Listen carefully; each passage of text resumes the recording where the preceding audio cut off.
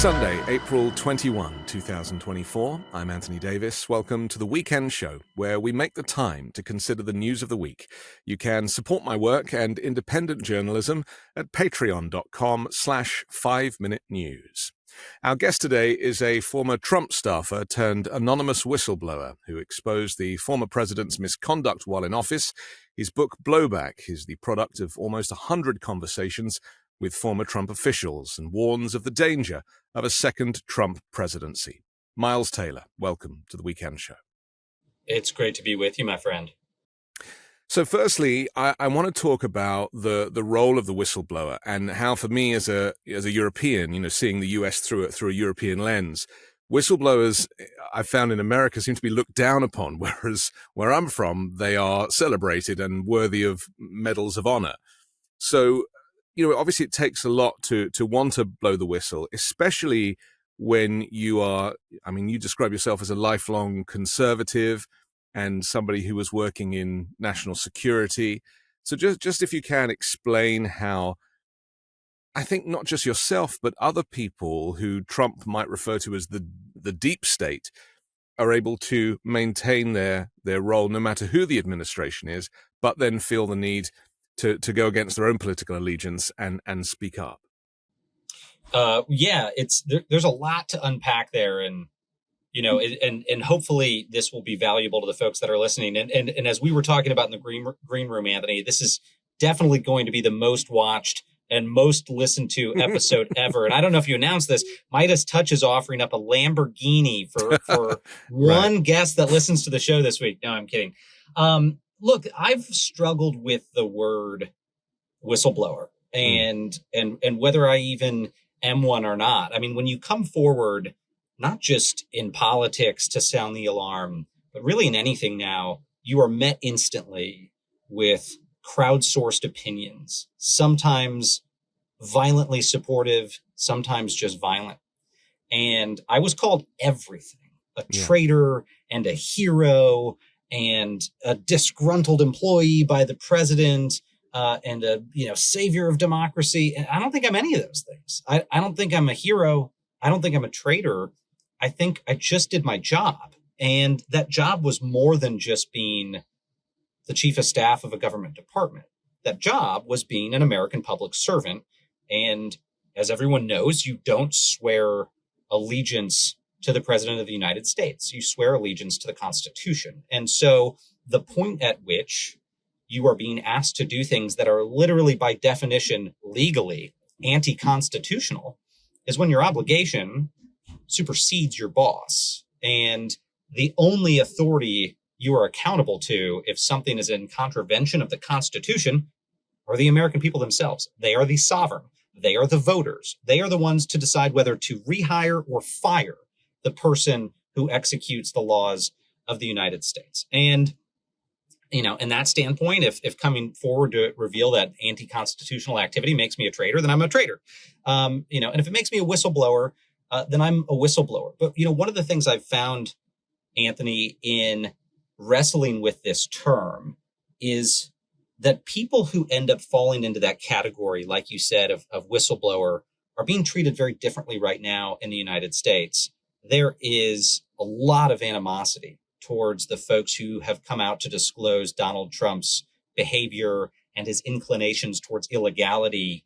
But, you interview each of those people, which I did for Blowback. Almost all of them that have come forward and spoken out about him, I interviewed them. And one of the first questions I had for all of my peers that have gotten into this mess is, would you do it again? And I did not expect the universality of the answer that I received from those people, almost to a person. And we're talking about people who've lost their homes and their jobs and everything, people who've just blown up their lives to turn against the guy. Almost to a person, they've said, yes, I would do it again. And I think that's one of the few hallmarks of a whistleblower that I've found, is that despite all of the blowback, which is the term of the book, but despite all the blowback that can come from it, people still feel like going and telling the truth was more valuable. That is a powerful message to me. And again, is not something that I thought was a foregone conclusion as I started to huddle with some of these folks. Just explain to us about the term blowback, because it's actually a term used to describe unintended consequences within the realm of national security, right? Yeah, originally that term was used a lot in the world that I spent most of my career in the national security realm. And usually blowback is meant to signify the unintended consequences of when you fail to see around a corner. So if you're deploying a convoy into somewhere like Somalia to go intercept a terrorist suspect, if you fail to plan correctly for that mission or fail to take certain elements into account, you might experience blowback. It might mean the convoy gets attacked or ambushed. And I've expropriated the term into this world that we are walking into as a country. Namely, if we fail to anticipate what will happen if we return Donald Trump to the White House, then we could suffer the unintended consequences. The blowback could be quite severe. And quite frankly, Anthony, the book was born out of a lot of frustration. And I don't want to knock my peers that have spoken out from the Trump administration, but generally a lot of people left that administration and went and wrote self-laudatory books about just how amazing they were. And too few were painting a picture for us of what could happen if that guy came back to power. And so finally I said, I'm just going to go do it. I'm going to go paint as lucid of a portrait as I can of what a second term would look like under Donald Trump or a savvier successor if he doesn't make it back into the White House, because that's what we need to foresee in order to prevent blowback. We need someone to give us a little bit of a crystal ball and say, here's what the guy will do, so we can make that choice in November with very, very clear eyes. And so that's what I set out to do with this. And it's not the book I wanted to write. I did not want to write this book. I don't want to be promoting this book. I don't want to be talking about it because I never anticipated we would be so foolish to put ourselves back in this same damn predicament. But we have. And so it's important to talk honestly about what the repercussions will be. I want to talk about the danger of a future Trump presidency a little bit later. But first, I want to talk about this polarization that means that there are a core Trump support, or a core number of Trump supporters who see you as, somebody who's done the wrong thing rather than the right thing. And that is due to this compartmentalization where people think that you're either in one camp or the other. If you say anything bad about Donald Trump, you must be a Democrat or a snowflake or something. There's very little gray. It's all black and white in the narrative, and the media does play into that as well. So let's just talk about this notion. And I mean, we've heard similar from Alexander Vindman, for example, who was listening on the phone call when Trump tried to extort Vladimir Zelensky. He was just doing his job. He didn't feel like he was being a whistleblower either. And yet, because Trump was the president, he saw it as an anti-Trump action rather than something that had a higher cause. So just to react to this notion that because I'm very keen to define what Trump is trying to say is the deep state and make people realize that actually the federal government is made up of really very good people, no matter their political allegiance. Well, it is. And look, I will start off by saying I remain a conservative. And I, in fact, think Donald Trump is not a conservative. I am ideologically, philosophically, intellectually a conservative as defined in American politics. And we don't have to go into political philosophy here and go deep. But for those that are well-read enough, I mean, I'm a Friedrich Hayek, Milton Friedman, what they would call a classical liberal, but is over the past few decades assumed the terminology of a conservative in American politics. I'm a small L libertarian. And that means that I'm actually not a huge fan of Joe Biden's policies. But why did I vote for Joe Biden in 2020 after serving for Donald Trump? And why do I continue to support him for the presidency in 2024? Is because you have to, in a circumstance like this, put country over party. You have to say there are things more important than my party's policy positions. And so, I still believe very strongly in that. I think it's very important. But, you do have folks who've become so tribal that they have difficulty even seen that justification. And, Trump has tried to portray anyone who's spoken out against him from within the Republican Party as the deep state, which has been, I've almost needed no opportunity to argue against that, because as he makes the case, it feels self-defeating. Because when he went into office, he said, I'm bringing in a team and we're going to take out the deep state. The implication being the deep state were left-leaning government bureaucrats. And then dozens and dozens and dozens of the people he took in with him, like me, turned against him and said, you're a bad man. You are a bad, bad man. Like, actually, fundamentally, just a horrible person and an idiot when it comes to public policy, and a terrible president.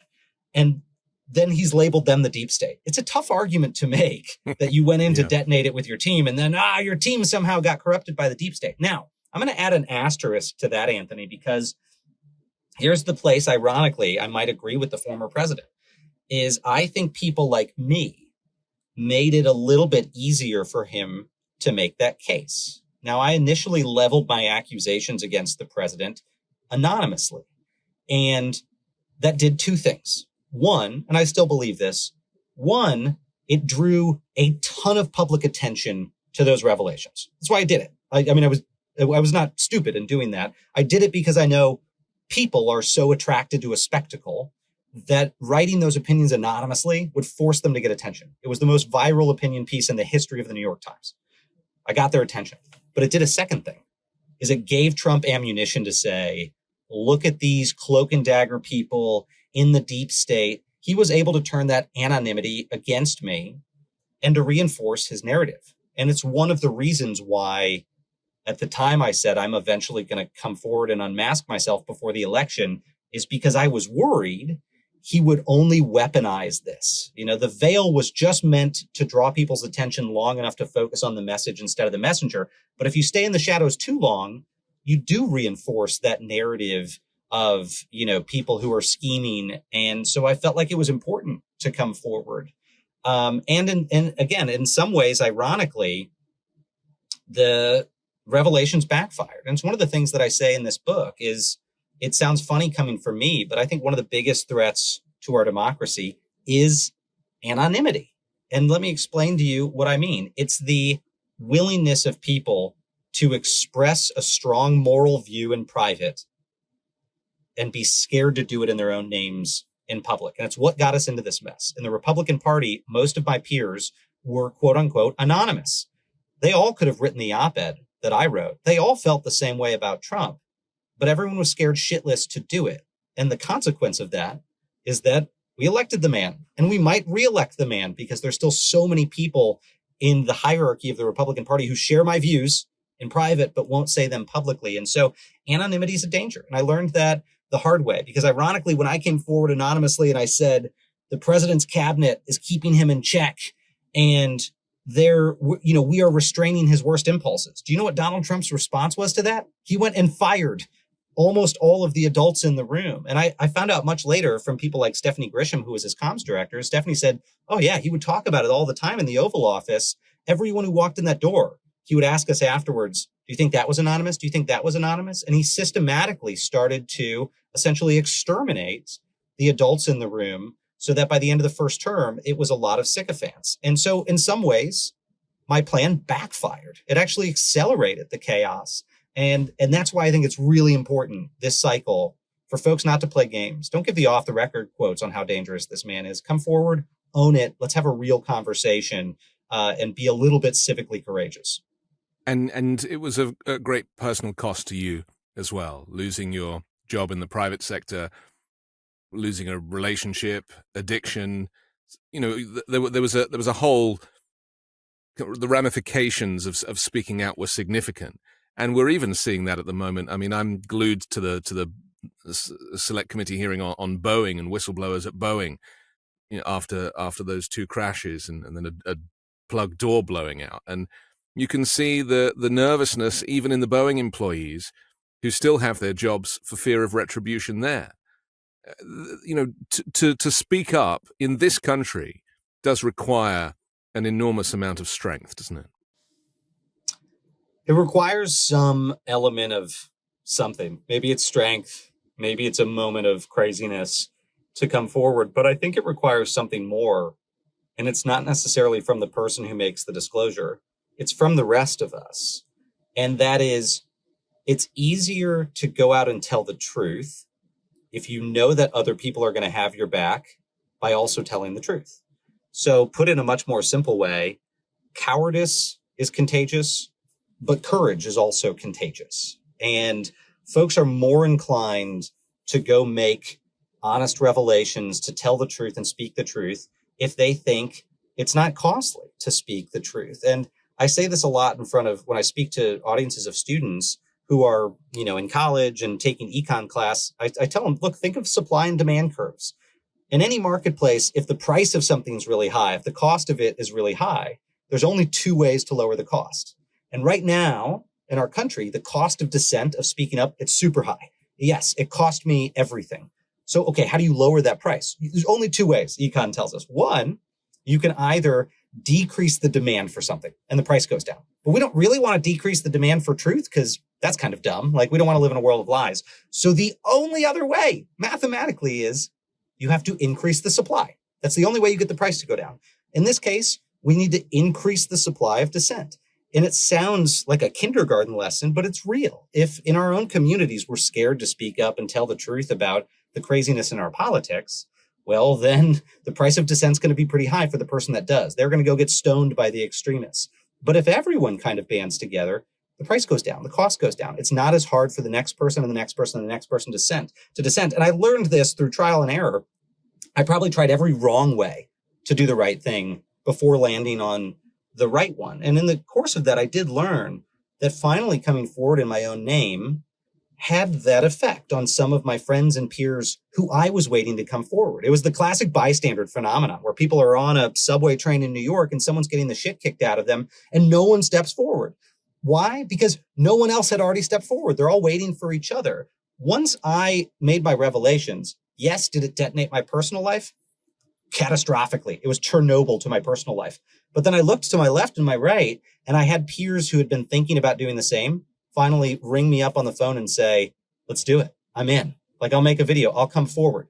That was a powerful moment for me. And it showed it takes a tribe of the tribeless, if you will, to be able to make that more and more possible. And I actually think we're breaking through. I mean, and I don't just mean anti-Trumpers. I think generally folks who are willing to dissent are going and having people's backs. And privately, I've never said this before. I mean, I do this when I see other people come forward, not just in politics, but in other situations and blow the whistle and do something tough.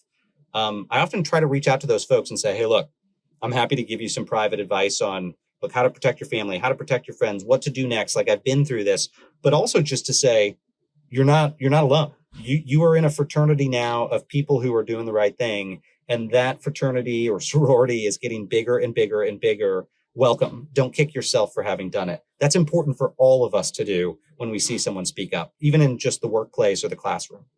So let's shine that light on the current GOP and the way in which, I mean, even people like Mitch McConnell, who got up after January 6th and blamed Donald Trump, in very clear language, has now endorsed him.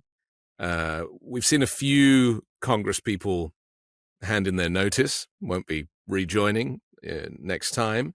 Bit of a cowardly way to exit stage left, in my opinion. But in terms of the people that have stood up to Donald Trump, you can really count them on one hand. Obviously, Liz Cheney, Adam Kinzinger, who you know. But I also feel like there is this kind of cult-like mentality amongst the leadership. It's not just the base, the people wearing the MAGA hats, but the cult-like mentality amongst the political leaders, the Congress people, the senators. So could you just talk to those people, and why is it? I mean, I should just say very quickly, I've been reading old Ronald Reagan speeches. Don't ask me why. But I was reading one yesterday about some remarks he made at a Senate Republican Unity dinner in November 1984. And the line that really caught my eye, halfway through the speech, he said, "And I know that we Republicans will stick together as united as the Union our party long ago fought to preserve." Is this the issue, really? Is that actually the Republicans behind the scenes in leadership have a plan that you never criticize the leader and you band together no matter what? Well, I mean, look, I'll try to be fair here because I think both the political parties in this country have that problem. It's not as pronounced and extreme at the moment on the left, but you saw people when Nancy Pelosi was speaker. Sometimes moderates who tried to stand up against the whatever they call them, the crew, the clan, the squad. Who am I thinking of? The squad. People who stood up against the squad sometimes got shot down, and there was a little bit of silencing there. I mean, this happens in politics. Politics is tribal. But I think what we're seeing right now in the Republican Party is without any precedent in the history of the Republic. That might sound hyperbolic to some ears. Take it from me, having spent my life inside the party. There ain't nothing to compare to this. Not even George Washington. He didn't even command this level of cultish adulation as Donald Trump does. And, there's something I write about in the book, Anthony, that I think exemplifies this, is that when Trump was president, a couple of times he tweeted a pretty crazy thing. He kept comparing himself weirdly to Abraham Lincoln and Ronald Reagan. And I didn't understand it at the time. If there was a poll about his support within the GOP, you can go find these tweets. It's like 93% of Republicans supported him. And he would tweet it and he'd say, I'm more popular than Reagan was in the Republican Party or Lincoln, leaving aside the fact that there were no opinion polls within the Republican Party of Lincoln at the time. But let's just take him at his word. I thought this was crazy at the time that he kept trying to compare himself to other Republicans. And I realized it was born of his insecurity. But much later, I realized something more significant, is those claims he was making weren't absurd. They were spot on. He was right. Donald Trump realized something that most of us conservatives didn't, which is that he was commanding a different type of adulation than even a Reagan or perhaps even a Lincoln had commanded within the party, because people were literally worshiping him. And they still do. They have made Trump a part of their religion. I mean, there are folks who've been so heavily radicalized by this man that they won't accept any frank descriptions of things that people like I have seen about him behind the scenes. They just refuse to believe it. They cover their ears. This man can do no wrong. We didn't see the deification of Ronald Reagan like that. Maybe you could make an argument that Lincoln in his, in a sort of martyrdom state for the Union was treated with that level of reverence.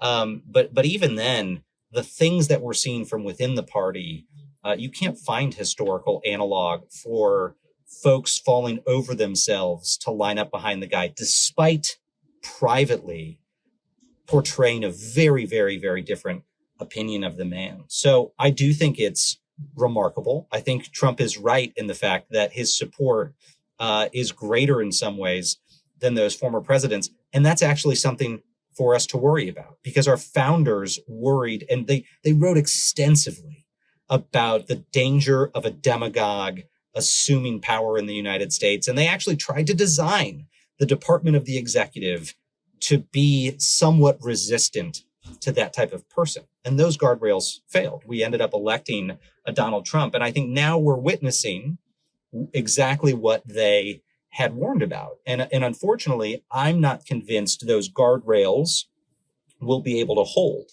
in a second term. That really, that last final guardrail is the electorate. And if the electorate can't save us from a second Donald Trump term, I will tell you, nothing can. The judiciary, the legislative branch, they won't be able to resist the corrupt behavior that we will see infuse the executive in a second term. And I say that in all seriousness. I want to expand on that in just a moment and talk about who you believe Trump to be behind the scenes. Got to take a quick break. We'll come back and do that next here on The Weekend Show.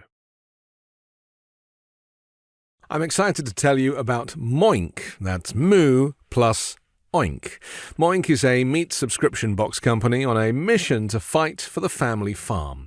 They're located in rural America, run by an 8th-generation female farmer. Their animals are raised humanely, their employees are paid a living wage, and the quality of their product is better than anything you'll find in a store. Moink delivers grass-fed and grass-finished beef and lamb, pastured pork and chicken, and sustainable wild-caught Alaskan salmon straight to your door. I've received one of these boxes, and I can verify that the quality of the food was excellent, and it tasted delicious too. Keep American farming going by signing up at moinkbox.com/weekend now, and listeners of this show get free bacon for a year. That's 1 year of the best bacon you'll ever taste, but for a limited time. Spelled MOINK box.com/weekend. That's moinkbox.com/weekend. 10 seconds on the clock. How many things can you name that are always growing? Your relationships, your skills, your customer base? How about businesses on Shopify? When we started podcasting, an online store was the furthest thing from our minds. Now we're selling t-shirts and Midas Touch merch, and it's so easy, all because we use Shopify. Shopify is the global commerce platform that helps you sell at every stage of your business, from the launch of your online shop stage to the first real-life store stage, all the way to the "did we just hit 1 million orders" stage. Shopify's there to help you grow. Whether you're delivering daily digests or serving sensational scoops, Shopify will help you sell everywhere. From their all-in-one e-commerce platform to their in-person point-of-sale system, wherever and whatever you're selling, Shopify's got you covered. Shopify helps you turn browsers into buyers with the internet's best converting checkout, up to 36% better compared to other leading commerce platforms. And sell more with less effort thanks to Shopify Magic, your AI-powered all-star. Shopify powers 10% of all e-commerce in the US. And Shopify is the global force behind Allbirds and Rothney's and Brooklinen and millions of other entrepreneurs of every size across 175 countries. Plus, Shopify's extensive help resources are there to support your success at every step of the way, because businesses that grow, grow with Shopify. Sign up for a $1 per month trial period at shopify.com/weekend. Go to shopify.com/weekend now to grow your business no matter what stage you're in. That's shopify.com/weekend. We're back. I'm Anthony Davis. Miles Taylor joins us. We talk about Trump having multiple personalities, aside from a personality disorder, which is widely covered, although not covered as much as I would like, but there we are. Tell us about, from working in the administration, the stuff that you write about in the book is compelling. It's almost like a thriller. The way the book reads like a thriller in that way. Government should not work like that. It's supposed to be boring. It's supposed to be administrative. Just talk to us about, how Trump behaved and the things that he was stopped from doing that you describe, that he will certainly do on his tour of retribution if he was to win a second term. Well, if you really, really, really want to understand this man, you have to listen to his words and take them seriously. And I'm going to make a comparison here that fellow conservatives would cry foul about, but it's to Osama bin Laden. And no, Donald Trump is not bin Laden. In some ways, I think he's doing more damage to American democracy.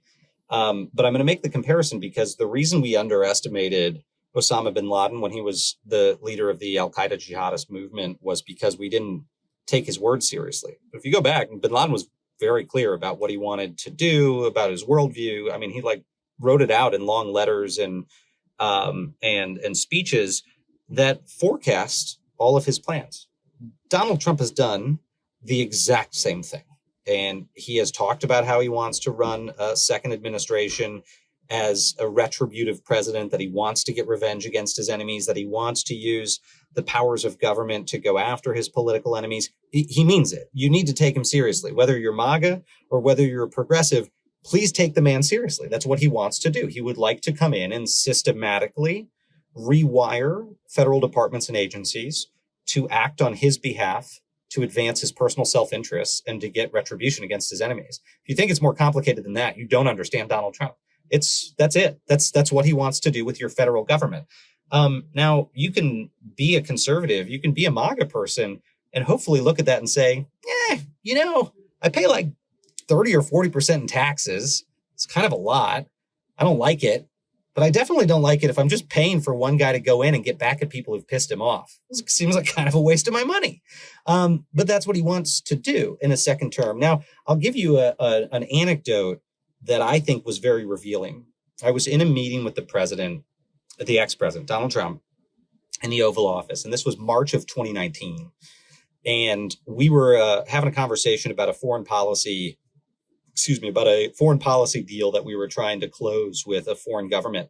And at the time, it did not make sense to me why Donald Trump made this segue in the conversation. But we're sitting there, the lights in the Oval Office were turned off. It was the afternoon, so there's like sunlight coming in. He, of course, is drinking a sweaty Diet Coke on the table, and we're chatting. And he said something to the effect of, I learned when I was in business that when you want something, you have to actually go and get it. And, you can't just threaten to sue someone. Okay. Like you can't just threaten, because if you threaten to sue them, people will say, pfft, and they'll blow you off. You have to just sue them, whether you have a case or not. And they settle like babies. He said some version of that. Right. And, at the time, I remember thinking, this is very weird. But you think back to Donald Trump's career, and his disposition, whether he had a case or not, was to go sue his adversaries. Because once you sue them, they face the prospect of court costs and discovery and all these things. And so they just want to settle. Put more simply, you develop leverage over them that you didn't have before. It ended up being very relevant to the conversation we were having about a foreign partner at the time, but it's also how Donald Trump viewed every action in government. He was on a constant quest for leverage. Where can I get leverage over someone else and use that leverage to get the thing that I want? Now, that's not inherently a bad thing. In any negotiation, let's say, with a foreign power, the United States might want leverage and use that leverage to advance its interest. But this is different. This is a man looking for personal leverage to get the thing that he personally wants and not for the country. That's the Donald Trump you will see in a second term. That's the person behind the scenes, is a man who's constantly hunting for ways to get leverage over his enemies. How will that manifest in government in a way that actually affects your everyday Americans? Well, one of the examples I go back to that I saw a lot in Homeland Security was emergency response. Is when Donald Trump would see disaster strike around the country, it's the president's job to sign these disaster declarations and send federal aid.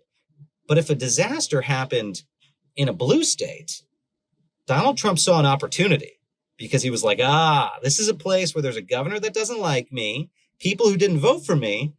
Maybe I don't sign that disaster declaration. Or maybe I call up the governor and see if he's willing to cut me a deal. That was his mindset. And we saw that happen actually in several circumstances. We talked him off of it, but it's the type of thing that will happen in a second term. He will deliver federal assistance selectively and retributively in a way that gives him leverage over his adversaries. That's very weird, and it's not how we expect government to operate.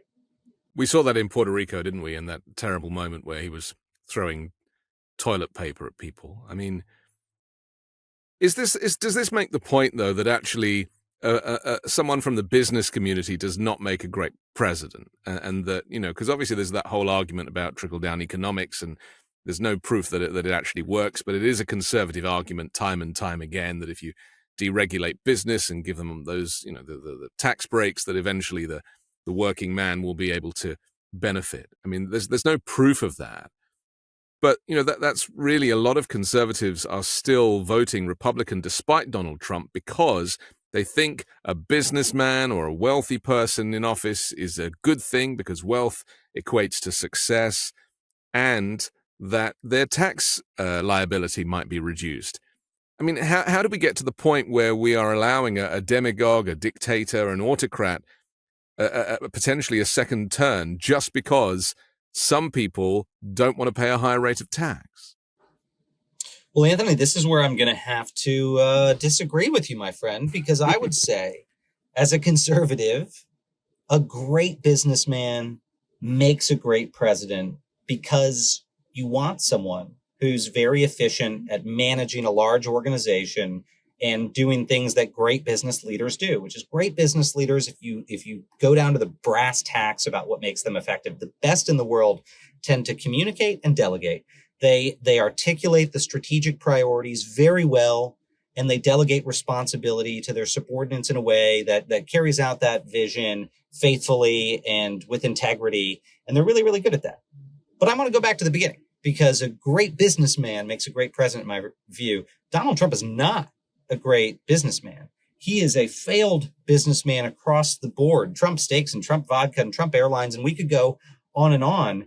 A rejoinder, though, might be folks who say, but no, he's rich, so he must be a great businessman. Well, Al Capone was rich. Al Capone was incredibly rich. You can be rich and not be a great businessman. You can be a fraud. And we've seen this with Donald Trump throughout his history. The man, even people who've been huge supporters of his, have come away saying he's a total fraud. He swindled me in this business deal or that business deal. So I do still think great businessmen can make great presidents, but he is not one. And in fact, all the characteristics that made him a failed businessman, he took into the White House. And in a lot of ways, he made the U.S. government his largest failed venture yet. He rendered so many departments and agencies effectively incapable of discharging their duties because of his volatility and his corrupt nature. I saw it in our own department. It was supposed to be my job to support the work of the 250,000 men and women under me at the Department of Homeland Security. But instead, because the president was so impulsive, I had to spend all of my time focused on one person. I had to spend my time focused on how do we manage the president. That's not the sign of a good businessman. He's clearly not communicating and delegating really well. That's the sign of the exact opposite. And that's just how he governed in a first term with those quote unquote guardrails in place. I think it would be a great deal worse in a second term. And I wouldn't think that, I don't think business leaders should get too excited about a Trump second term being better for them economically than a Biden term. And I hear this argument from Wall Street execs and Wall Street billionaires that it'll be better under Trump than it has been under Biden. If there's one thing that matters to American businesses, it's stability, it's consistency. It's why we live in a land of laws. It's why the rule of law is good for economies and democracies and for human flourishing. A second Donald Trump term will be so volatile, from our relations with the world to domestic policy to the stability of the executive branch itself, that I think it will be very dangerous and destabilizing for American businesses and American trade. And I think it's important for conservatives to know that. Talk to me with your expertise in national security about the security threat of Donald Trump, because, you know, we often talk about the security clearances that, you know, in the real world, he would never have been able to achieve, let alone Jared Kushner and a whole bunch of people that worked in the White House at a senior level, talking about, you know, his aides and surrogates. You know, there is a real security issue here, isn't there? And in fact, the fact that he now has a publicly trading company with shares that people can buy, which he uses, you know, in his own spiel to try and artificially inflate the value of. I mean, anybody could buy those shares and try to curry favor with a future president. That combined with, you know, his history of stealing classified documents and sharing the information as he did, famously with an Australian businessman. I mean, that does not make for a safe nation, especially a nation like the United States, which really kind of should celebrate its safety and security. Well, I'll actually go back to the comment I made about leverage, because if Donald Trump operates in a manner that's focused on finding leverage over his enemies, then he should know that America's adversaries operate very much the same way. And that's no coincidence. Autocrats operate like other autocrats. So whether it's China or Russia or Iran or North Korea, that's how they end up corrupting Western figures and officials and collecting intelligence, is they attempt to develop leverage over them. whether it's compromising material, whether it's taking on their financial debt. This is actually why when you're someone like me and you start your career as a government bureaucrat, you fill out this form called the SF-86, Standard Form 86. And it's all of this information, very personal information about your life. And you have to fill out that form to start the security clearance process, to either get a secret or a top secret security clearance. And that form asks about your finances, your family, your friends, any foreign nationals you know. And you do that because over decades and decades, we have learned there are tried and true tactics for our adversaries. And it's if they can get that financial leverage over you or penetrate your circle, they can squeeze you, and they can get you to share classified information. Now, folks might be surprised to learn that the president of the United States doesn't have to fill out an SF-86. Why? Well, because the Constitution doesn't say, when they win the majority of the Electoral College, now they must fill out standard form, 86. And so you have a person who ends up ascending to the highest office in the land, who's got access to the most sensitive information of the federal government, who actually hasn't gone through that sort of vetting. Donald Trump is not required in anywhere under U.S. law, nor any president, to disclose all of his financial dealings, to disclose his foreign contacts. Now, a lot of people do, as a matter of course, when they get elected, but Donald Trump could win this presidency again. And this is a hypothetical, but, it could be that Vladimir Putin has found a way to bail out his companies or to do other things to ingratiate himself to Donald Trump. And we, the American people, might not know. Why does that matter? Because then Donald Trump goes into the White House and doesn't want to do anything to piss off that foreign adversary that either has helped him or that could potentially hurt him. This is very real. This happens every year in the national security community with people at sort of a mid-level. And we know foreign governments are targeting Donald Trump because they consider him susceptible to influence. That's been declassified. That should really alarm everyone. And I'll tell you, we saw it in his administration. We would get nervous about him dealing with foreign governments because it was so easy for Donald Trump to get played. It really was. I mean, he was so susceptible to flattery and getting played. And you saw these foreign leaders learned in the first few months, that's all you had to do. Because you'd get on these phone calls or read these transcripts of foreign leaders talking to Donald Trump. And they realized, literally all I have to do is blow smoke up his ass and we'll win him over. And it worked. He was very susceptible to those things. So there is a national security concern here. A bigger thing, Anthony, and I'm happy to get into it, will just be all the different ways he intends to use the security services of the U.S. federal government corruptly for his own benefit. That, to me, is also a national security threat, to have the intelligence community serving the president's personal whims rather than monitoring threats to the American people. I want to talk about that next, especially when it comes to voting. One of the things I've been saying is that, if you vote for Donald Trump this time, you may never get to vote again. So we'll talk about the details of that in just a moment here on The Weekend Show. Have you ever wished that you had a whiter and brighter smile? Well, before you visit a dentist, you should know that their whitening treatments can be very expensive, and it's not just the price. You also have to book the appointment and schedule time away from work and family to sit in a dentist's office chair while undergoing the procedure. It's a hassle. Fortunately, now you can try Smile Actives at home or anywhere, anytime. Smile Actives offers a safe and affordable alternative to those expensive whitening procedures. I myself had a whitening procedure in the dentist chair several years ago. It was kind of painful, I didn't really enjoy it, and it didn't seem to last. Well, 97% of Smile Actives users in a clinical trial reported up to 6 shades whiter on average, all within 30 days. Simply add Smile Actives Pro Whitening Gel to your regular toothpaste. It's been formulated with polyclean technology to boost stain removal and deliver active whitening ingredients into teeth's grooves and crannies to get better whitening. Smile Actives makes a teeth whitening gel that can simply be added to your toothpaste every time you brush your teeth. So no change in your routine, no extra time, and no more messy strips or trays or lights.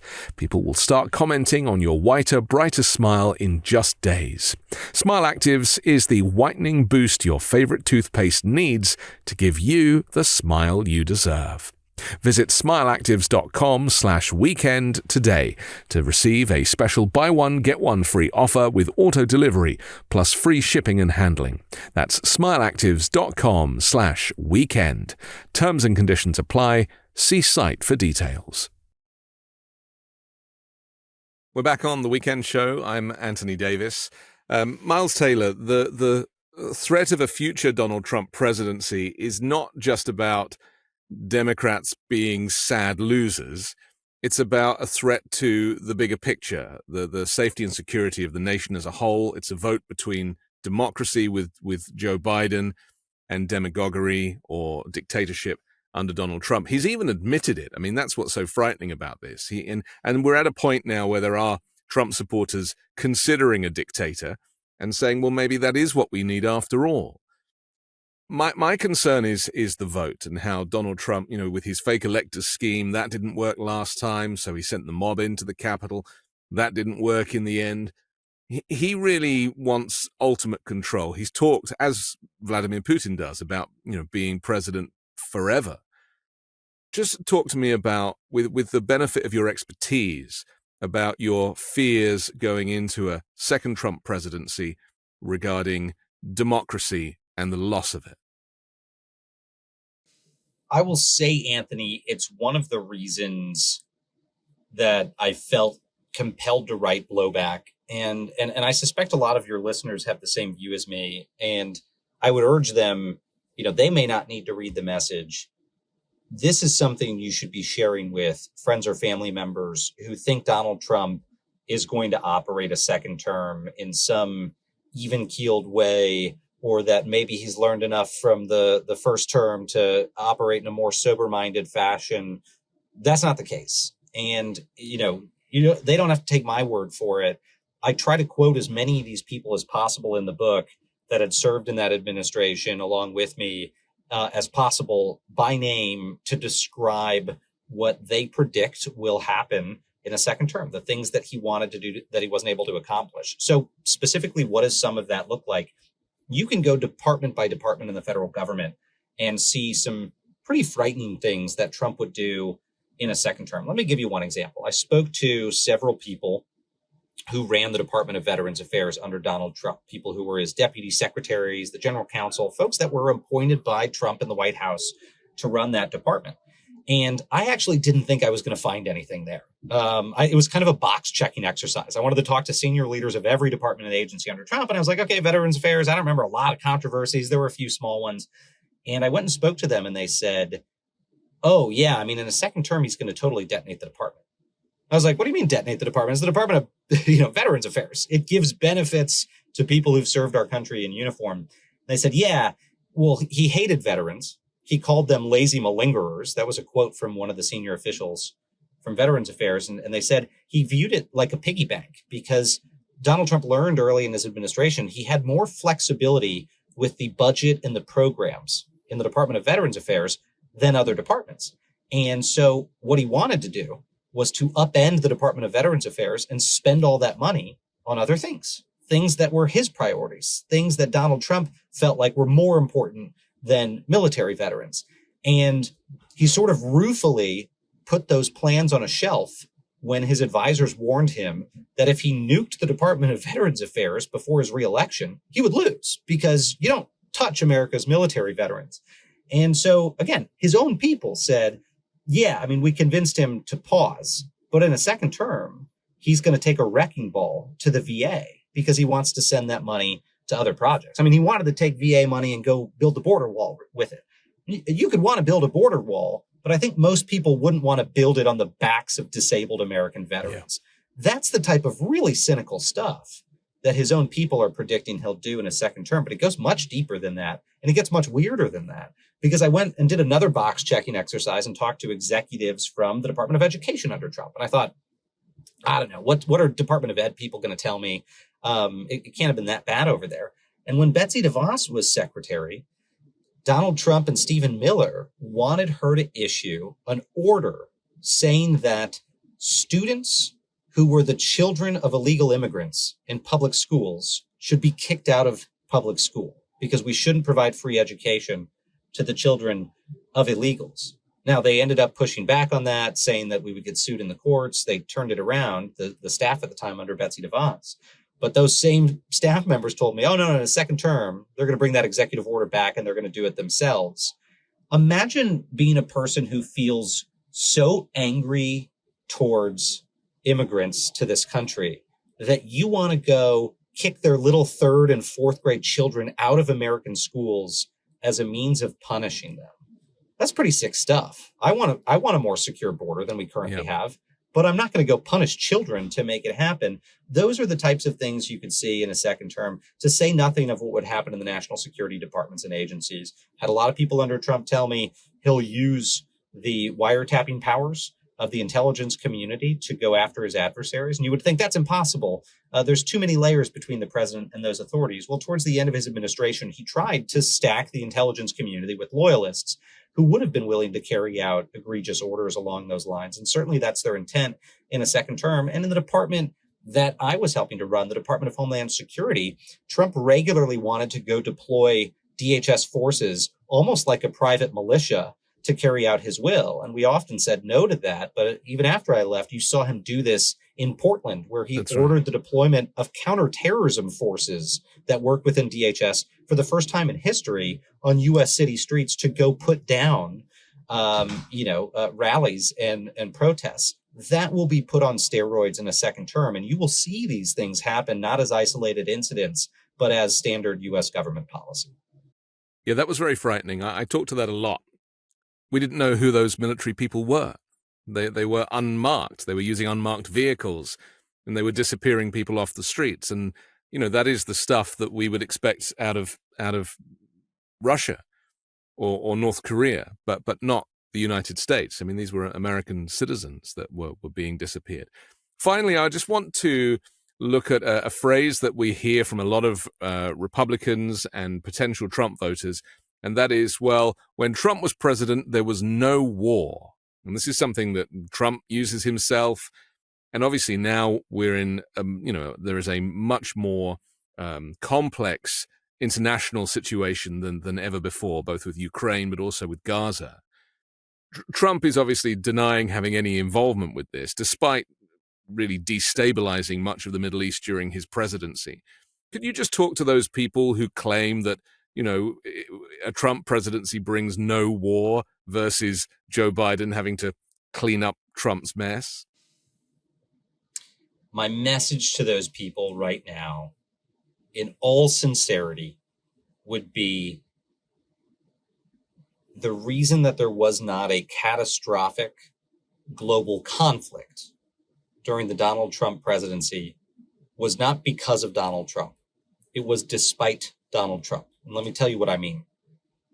I think if it were not for courageous people like my former boss, John Kelly, former Defense Secretary Jim Mattis, to a certain extent, Rex Tillerson and others, there's quite a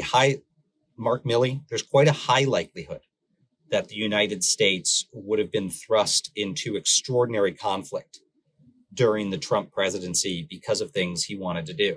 And even more specifically than that, I want to point to North Korea, because the way that the president was handling North Korea at the time so concerned all of us in his national security cabinet that for the first time in the history of the Department of Homeland Security in the United States, we had to hold private exercises to assess what would happen if Trump accidentally got us into a nuclear war and there was a nuclear strike on the U.S. homeland. To my knowledge, and I ran this by the Department of Homeland Security when I was publishing this book, there was no other circumstance since the department's been created where DHS had to do real-life nuclear war planning because the president was putting us in such a volatile position. So if you think Trump kept us out of wars, what I'm telling you is, I'm not trying to say Miles kept us out of wars, but a lot of good people around Donald Trump prevented him from making decisions and taking actions that could have got us into the most dangerous conflict we've ever been in the modern history of the Republic, up to potentially and including World War II. I mean, the guy was playing with fire when it came to nuclear weapons, and we were really, really worried about it. And I will tell you, I can't divulge the details of those nuclear response planning exercises, but they were not good. And I will tell folks who think that we can survive a second Donald Trump term without getting into one of those conflicts, you haven't seen what I've seen on the other side of the wall of how terrifying that could actually be. And the man does not have the discipline to avoid getting us in those situations. And he certainly will not bring in a team that reins him in from making those impulsive decisions that could spiral into catastrophic conflict. That's how bad this could actually get. And I will tell you, on top of that, this was something else that I got to reveal for the first time in Blowback, is the department gave me permission to write a little bit about something that is privately referred to as the Doomsday Book. So there's a book inside the White House of break glass in case of emergency powers that the president of the United States allegedly has in the instance that the United States gets invaded or struck by a nuclear weapon or goes to war. And those powers allow the president to do some pretty extraordinary things to protect the country. However, in the wrong hands, those authorities could be misused to do some pretty terrible things to exert control over the United States. At the end of the Trump administration, there was a frenetic effort to keep that book out of the president's hands because people were worried that Trump would use those powers to keep the government from being transferred over to Joe Biden. And it very nearly ended up in the wrong hands of a MAGA sycophant who almost got installed in the job overseeing the security of the Doomsday Book.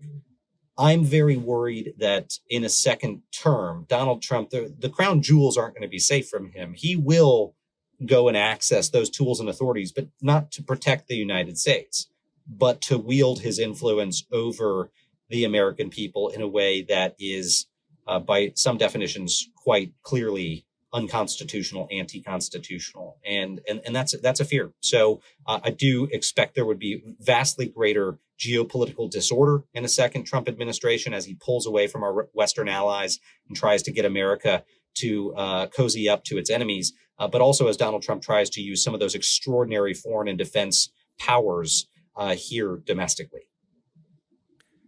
It's a terrifying thought. Very finally, he's not doing it alone, is he? We have the Heritage Foundation with Project 2025.